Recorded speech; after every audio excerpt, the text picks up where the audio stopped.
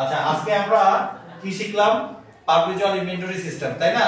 তো perpetual inventory সিস্টেমে শিখতে হলে আমাদের কি জানতে হবে? পারপিচুয়াল ইনভেন্টরিটা কি সেটা আমাদের জানতে হবে। তো এটা চেনার উপায় হচ্ছে কি, যে অঙ্কে বিক্রয় মূল্য বা সেলস প্রাইসের সাথে ক্রয় মূল্য বা কস্ট প্রাইস দেওয়া থাকবে, সেই ক্ষেত্রে আমরা পারপিচুয়াল ইনভেন্টরি সিস্টেম ব্যবহার করব। তো সেই ক্ষেত্রে আমাদের পারপিচুয়াল ইনভেন্টরি সিস্টেমে ক্রয় করলে কি জাবেদা হবে এবং বিক্রি করলে কি জাবেদা হবে সেটা আমাদের জানতে হবে।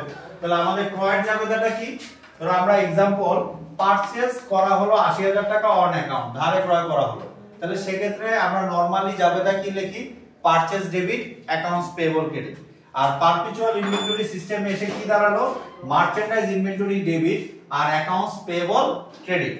এখন একটা বিশেষ দ্রষ্টান্ত আমাদের মাথায় রাখতে হবে, শুধু কি ক্রয়ের ক্ষেত্রে মার্চেন্ডাইজ ইনভেন্টরি? আমাদের আরো 4টা ক্ষেত্রে আমরা মার্চেন্ডাইজ ইনভেন্টরি অ্যাপ্লাই করব। কি কি ক্ষেত্রে?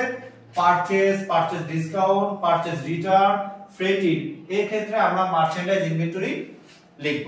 এবার আমাদের আসি আমরা বিক্রয়ের ক্ষেত্রে কি হবে।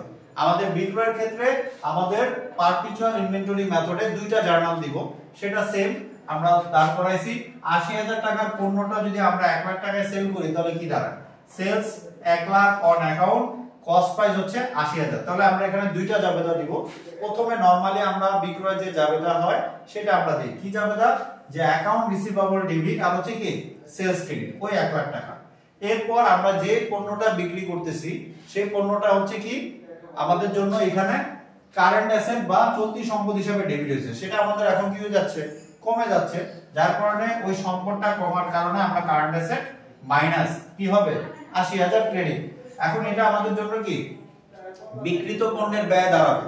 তাহলে বিক্রিত পণ্যের ব্যয় হিসাবে আমাদের ব্যয় বাড়লে debit, cost of goods sold debit ৮০,০০০। তো এইভাবে আমরা মার্চেন্ডাইজ ইনভেন্টরি সিস্টেমটা পরবর্তী যতগুলো ম্যাথ আমরা দেখব সেম এই জার্নালগুলোই আমরা ইউজ করব। ঠিক আছে? আর আরেকটা বিষয় খেয়াল রাখবো যে আমাদের পারচেজ সংক্রান্ত এই 4টা আইটেমে আমরা মার্চেন্ডাইজ ইনভেন্টরি লিখব। ঠিক আছে? তো এইভাবে আমরা প্র্যাকটিস করব।